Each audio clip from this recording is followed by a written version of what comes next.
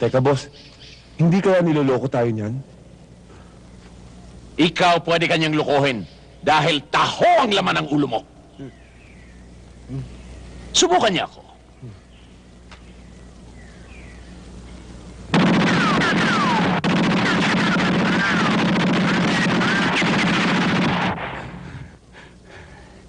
Anton! Lumabas ka riyan!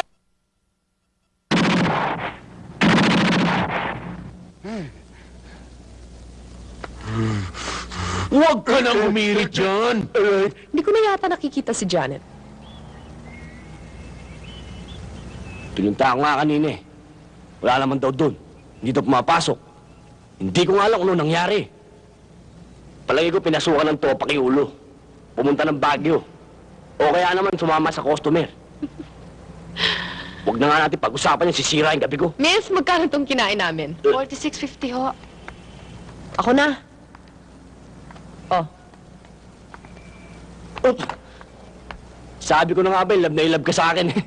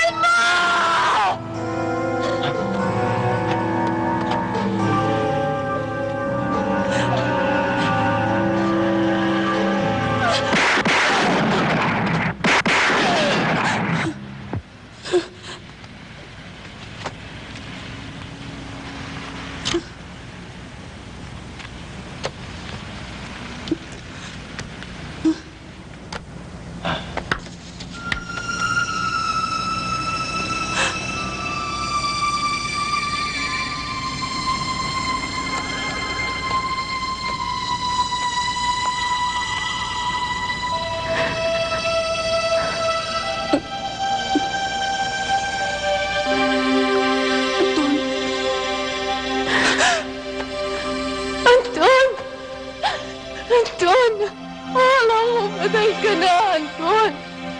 Ano ba nangyari sa'yo? Ba't ngayon ka lang bumalik? Ano nangyari sa'yo, Anton?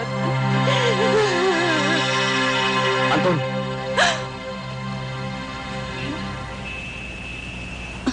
Anton? si Elmo. Tinulungan niya ako habang wala ka. Tol, kailangan mag-usap tayo. Ano ba nangyari sa'yo? Huwag mo nang pakialaman ng buhay ko. Nagbalik na ako. Eh kasi akala namin patay ka na eh. Matagal ka namin hinanap, Anton. Sasama ka ba sa akin? Asawa kita, Anton. Anton, kailangan kalimutan mo na yung pinagawayan natin noon. Kailangan magkaisa tayo. Pag-iiganti ko to. Wala kang pakialam dito. Anak ng putak naman, oh! Ang tagal mo na wala, tapos sabihin mo sa akin, huwag akong makialam? Hoy, Anton! Baka nakakalimutan mo, kasusulpot mo lang ngayon! Tsaka baka gusto mo malaman, ha? Paalam ko lang sa'yo! Ang dami ko ng hirap! Ang dami ko ng ginawa! Ilang beses na ako matig-matigok! Kung ano man ang nagawa mo, salamat. Ngayon, akin na lang to. Ah, ganun! Hoy! Meron din ako dapat ipagigante! Pinatay nila yung kaibigan ko, si Berting! Gawin mo gusto mo. Gagawin ko gusto ko.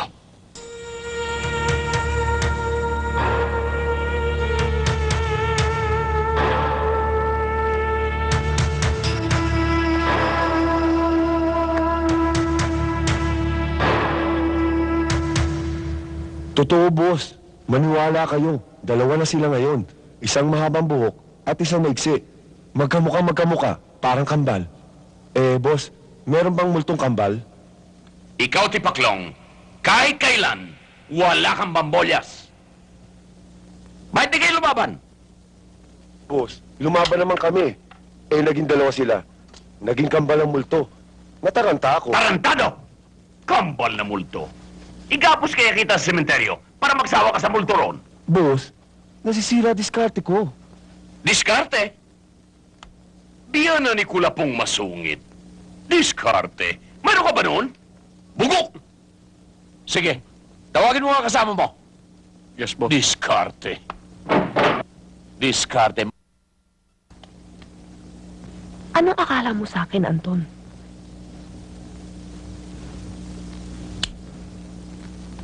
Maraming pwedeng mangyari. Kapatid ko si Elmo. Kilala ko siya. Anong ibig mong sabihin? Tinatanong mo pa. Anton, maraming naitulong sa akin si Elmo habang wala ka.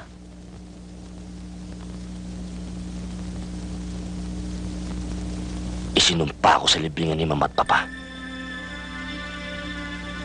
Kailanman, hindi ako makikipag-ayos kay Elmo. Wala akong kapatid. Wala akong kakambal. Kung pwede ko nga lang baguhin ang mukha ko, gagawin ko.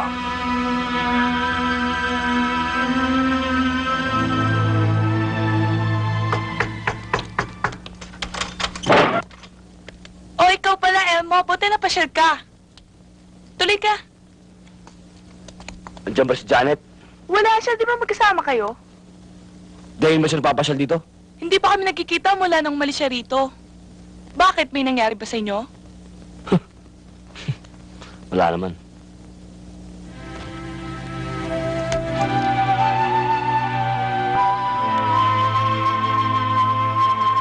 Hindi ko ho kilala eh. Pagtanong niyo na lang ho sa bandarian. Salamat ah. Walang anuman ho. Ah, ito ba? Kilala ko to ah. Ito yung babae nakatira dyan sa bahay na parental na may tindahan sa ibaba.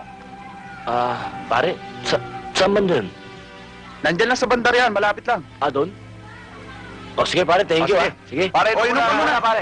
Susundan ko, nagmamadali ako eh. Sige pare. Bahala ka.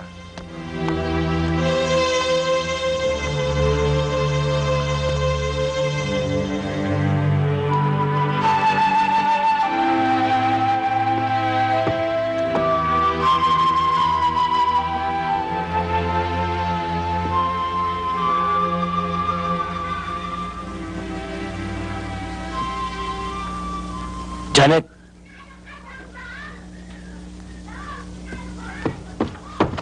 Anong ginagawa mo rito? ba't bigla ka nawala? Nagka-problema ako sa'yo. Pero nun pa yun, tapos na yun. Okay na ako dito. Huwag mo na akong guluhin. Ano ba naging problema mo sa akin? Hindi mo alam? Marami ka nga hindi alam. Namimiss na kita eh. Mabuti naman. Janet, kasi may problema ako eh. Kailangan kong tulong mo. Ay nako, kailan ka nga ba naman lumapit sa akin na hindi nangangailangan ng tulong? Janet naman, Ano bang kailangan mo? wala na akong pambayad dun sa hotel. Pinapako na nga ako eh. Baka naman ka kung pwede muna ako makitira rito. Kahit pansamantala lang. Ay nako, kailan pa kaya ako matututo? Janet, sige na. Alam mo ba, Hindi pa, kadarating ko lang eh. talagang hindi na yata tayo magkakahiwalay. Totoo yan. Kasi mahal mo ako, mahal din kita. Hindi lang yon. Ano pa? Elmo, magiging tatay ka na. Niloloko mo ba ako? Hindi, totoo. Buntis ako. Ikaw ang ama.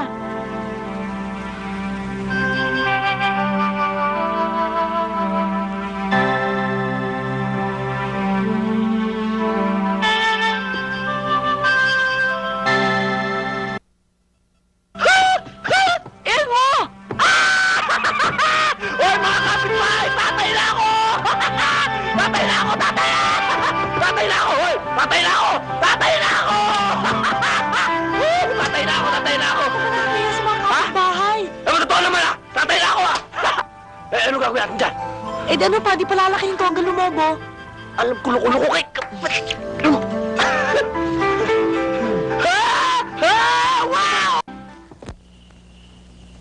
Elmo, ba't hindi niyo patigilan ang paghihiganti? Tutal naman, naroroon na si Anton. Kahit ano mangyari, kapatid ko pa rin si Anton. Hindi ko siya pwedeng pabayaan. Kailangan niya ang tulong ko. At saka isa pa, sila Rosa. Malaki atraso niya sa akin. Hindi ko pwedeng pabayaan ang pagkamatay ni Berting. Hindi na ba titigil ang paghihiganti nyo? May mamamatay na isa, tapos ipaghihiganti nyo. Tapos may papapatay na naman na isa, ipaghihiganti nyo ulit. Eh, kailan matatapos ang lahat? Huwag muna natin pag-usapan yan. Pag-usapan natin yung kalagayan mo. Mas importante yan.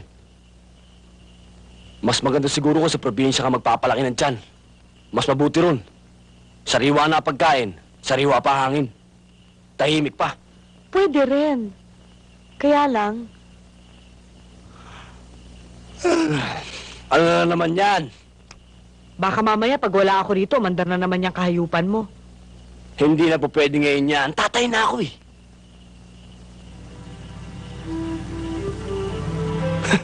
Sige na, matulog na tayo. Maaga pa tayo bukas. Sige na.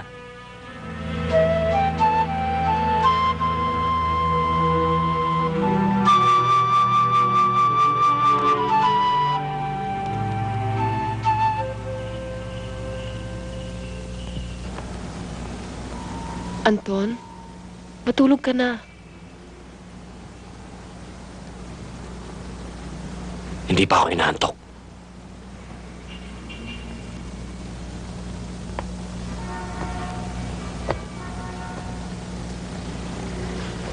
Sana matapos ng lahat ng ito. Para makabalik na tayo sa dati nating buhay. Bago nangyari ang lahat.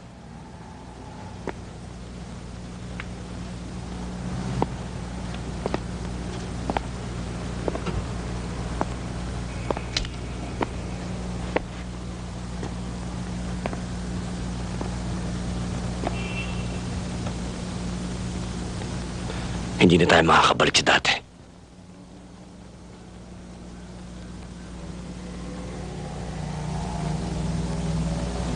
Nung mga panahong wala ka, saan ka nagpunta?